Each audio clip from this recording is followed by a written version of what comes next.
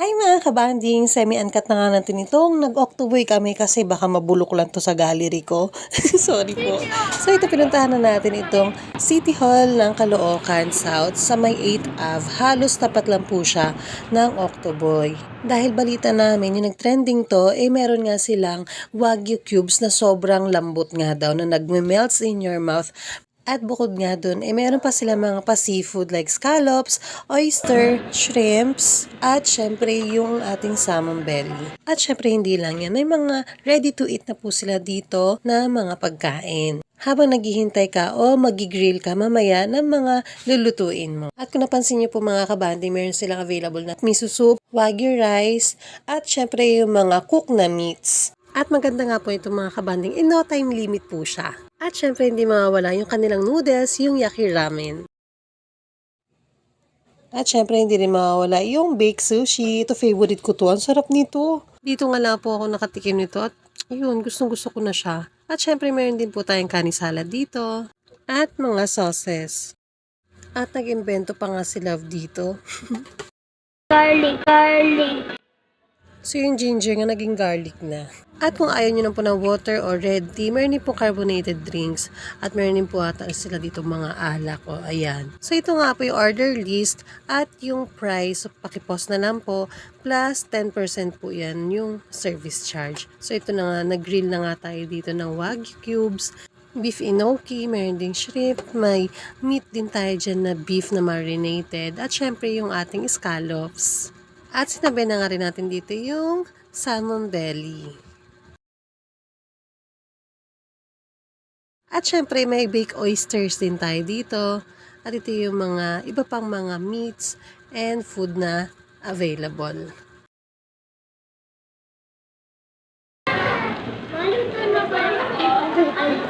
Kakasalang mo ng ganun. Gutom na nga sila, kaya umpisahan na natin. So, ito meron po pala tayo ditong takoyaki. May tempura din po. Pag nagugutom na po kayo, para mas tumatagal yung oras, no? Mas nakakatakam na kasi, lalo pag maaamoy mo na yung niluluto mo. Kaya yun, sila excited na, kumuha na siya ng chopsticks niya. At ito na nga po ang ating first bite sa ating takoyaki. Ayan, ang sarap-sarap. Siyempre, kinagat na naman ni Inday, mainit pa, di ba? Excited kasi, gutom na yan eh.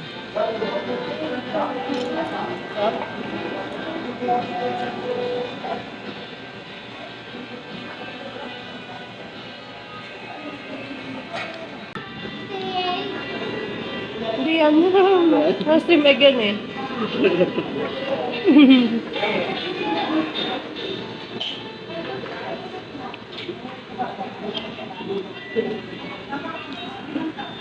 So habang busy nga si Daddy, ayan nga, magta-try nga siya itong baked sushi nila. Ang sarap niyan, totoo lang, the best din para sa akin.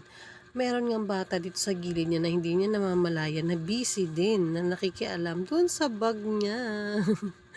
Ang cute-cute. Pero yan po yung kinakain niya na yan is yung wagyu rice. Ang sarap po niyan.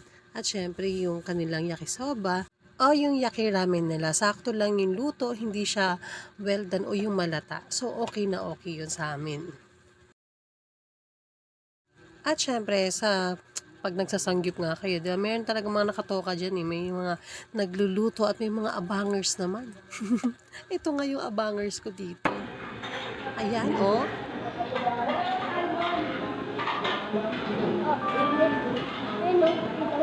Init pa yun nun. Mamaya na guys, may init guys.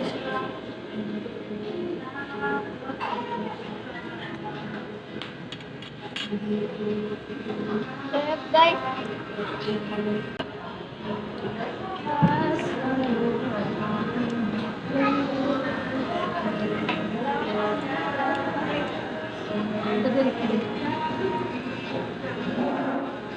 Kaputin guys.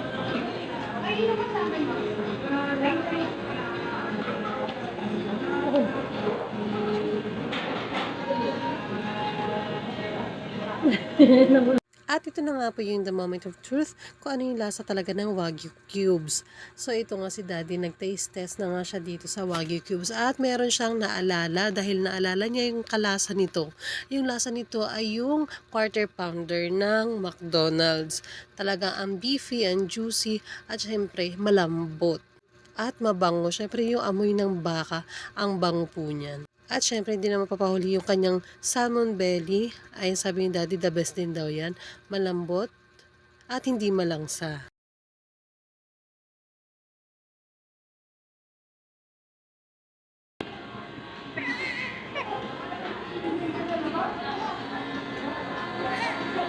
Ang lagay kayo lang. Syempre ako din, no? Syempre itong binanatan ko na yung shrimp, yung mga seafood kasi ito yung mga hindi ko nakain dati. Mahabang panahon.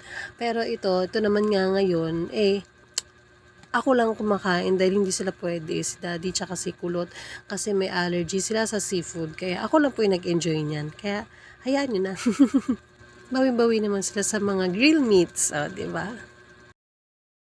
At ito naman nga, tinry ko naman yung scallops. Ayan, di ba? Ang juicy nga niya. Malambot, hindi naman maalat, at hindi rin malangsa. Sabi yan. Baba! Baba ko na yung cheese.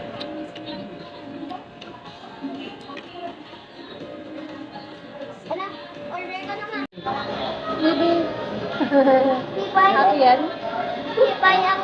Kape. Hi! Hello! Hello! So cute ka din? Ay, cute mo naman. Ano ba to? Bakit ano ba to? Kakain na lang ako. Opo. Ito, mas maliit. Ang cute. Sana mo ka na. Daddy, walang karne.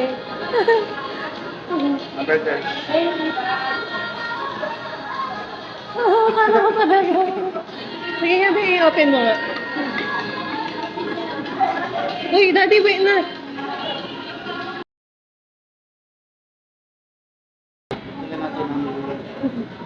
Okay?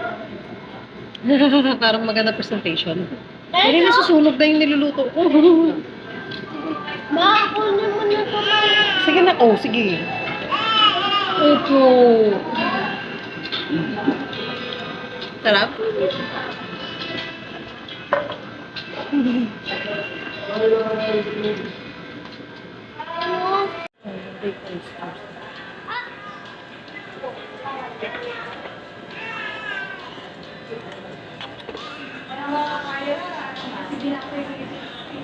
Pang second time ko pa lang pong kumain ng baked oyster. Yung una, dun sa Vikings.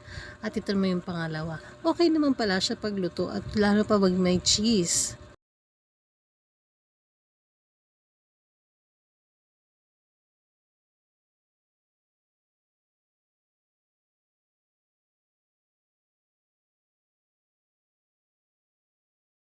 Mama, tingnan mo naman. Sige, sige.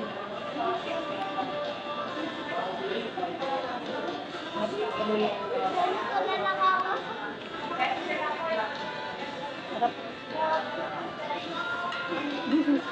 Nakarami. Kinasaw ko na dito. Aha. Ma! Natulog na. Sila puro mama. Nandiyan naman yung tatay niya. Yan talaga. Hindi ko talaga kaya, ma. Ubus agad yung cheese. Oh. Ay! Daddy, oh. Wala, naubos na.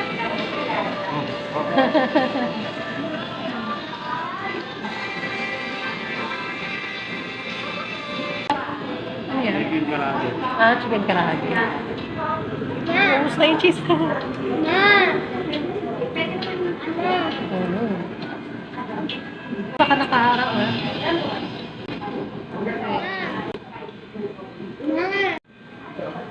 Order po. Sarap. Naubos na ba Ayun. Ano? Yung cheese. Cheese, ubos mo na. Gusto ko yung mushroom.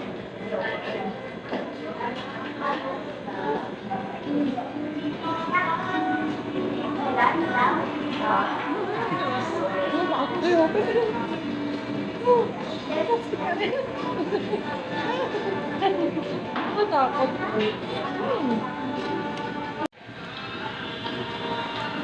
Okay na.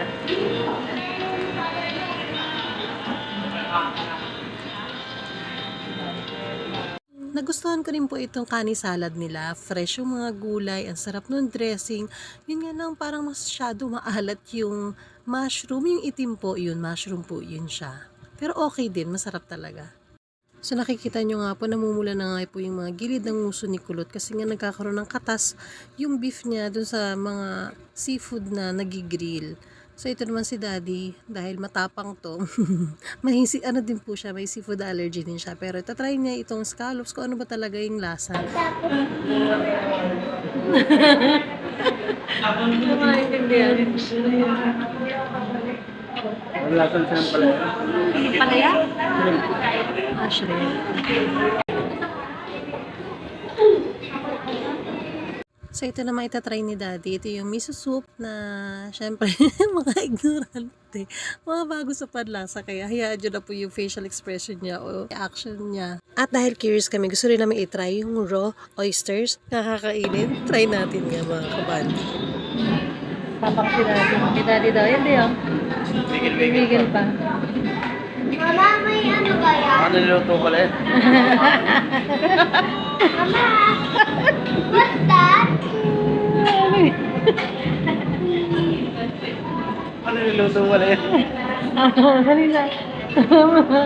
Para mabibitawan ko na siya eh. Gusto mo to eh.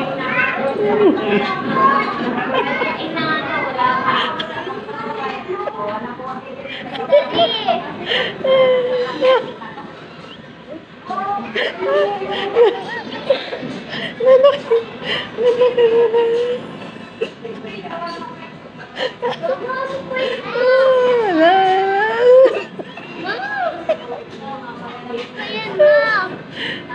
Hindi na ano eh. Mom. Inunguya. Inunguya eh. Mom, ano ba yan? Inunguya eh. Ay, ako. Ay, grabe yung tawa ko.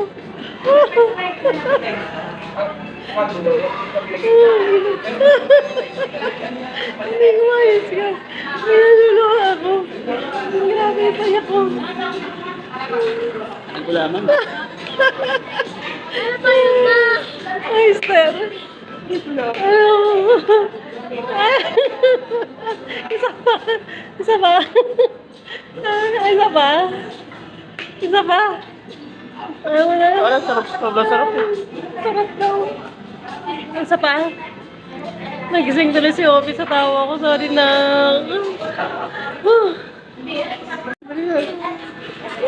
Dali na.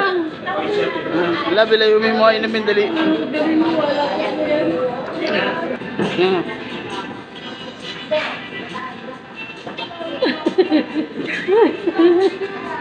Ang lambot niya din. Weekend po. Alam mo naman, di ako mahilig sa mga lambot din. Ang lambot.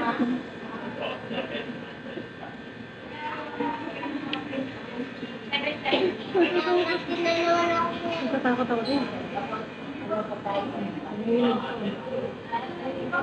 Siyempre nila sa Pilipinas. Malay yung masarap naman.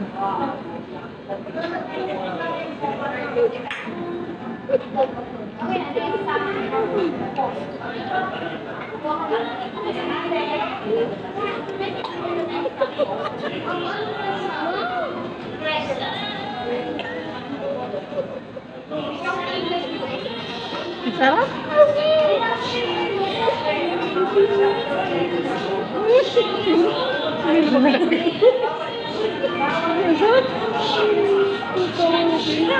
Ito mo yung okay ko. Sige lagi. Ito mo. Hindi. umiyak ka. Pasensya na po kayo mga kabanding, kahit uminom na akong tubig talaga lumalaban siya, talaga lumalabas talaga siya ng kusa. Kaya tuloy, ayan, napa California Maki ako dahil pambanlaw dun sa experience na yun. Hindi ko makakalimutan yun. Parang fear factor para sa amin ni Dading yung raw oyster. Pero bahala kayo mga kabanding kung enjoy kayo, so go.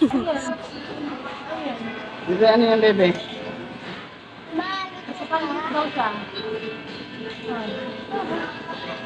Mama, hindi ito ito ma. Hindi na mainit. Sarap yan na. Mama. Ito diba? Okay, ang lamig ko.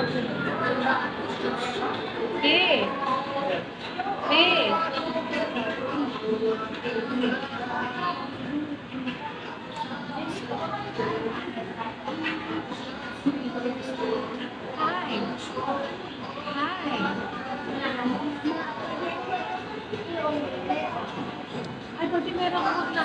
Oh, ano?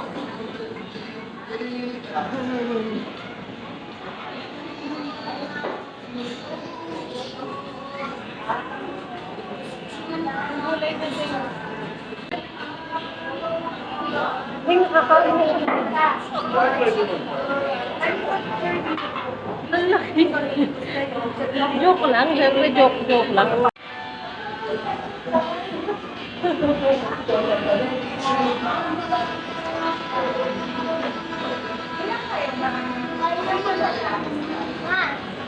At kapag nakapag-bill out na kayo mga kabanding, may libre kayong ice cream dito.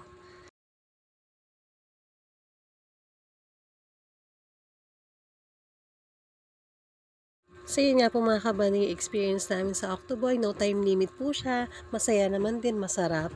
At kung nag-enjoy nga po kayo mga kabanding, please follow us sa Facebook page namin, Love Food Banding with Team Kulots, and also subscribe our YouTube channel, Love Food Banding. Maraming po salamat. See ya! God bless!